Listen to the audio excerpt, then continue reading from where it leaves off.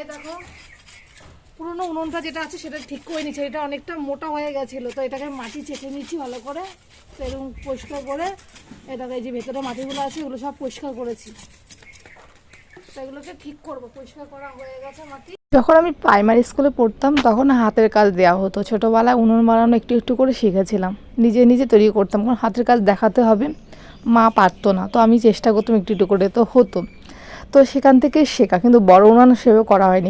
কিন্তু শ্বশুরবাড়িতে এসে 2020 সালে ফার্স্ট টাইম আমি একটা উনুন বানিয়েছিলাম টবের উপরে। উনুনটা এত সুন্দর হয়েছে, ওটাতে কিন্তু আমরা রান্নাও করেছি। তারপরে সেই দেখে মাকে একটা আমি বানিয়ে দিয়েছিলাম, এত সুন্দর হয়েছে উনুনটা, এখনও মায়ের কাছে আছে। তো আমি আবার এই থার্ডবার আবার উনুন নিয়ে চেষ্টা করছি, বেশ সুন্দর করে করার চেষ্টা করছি, জানি না কতটা স্বাদ দেবে আমাকে।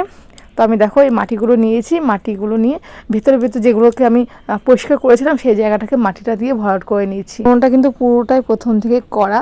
তারপরে দেখো আমি উনুনের 3টে মুখ থাকে, সেই মুখগুলোকে বসিয়ে দিচ্ছি মাটি দিয়ে।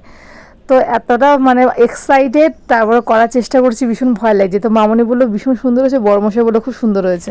তো ফ্রেন্ডস এই দেখো আমার উনুনটা তৈরি হয়ে গেছে, কেমন হয়েছে তোমরা কমেন্ট করে জানিও, আমি বানিয়েছি।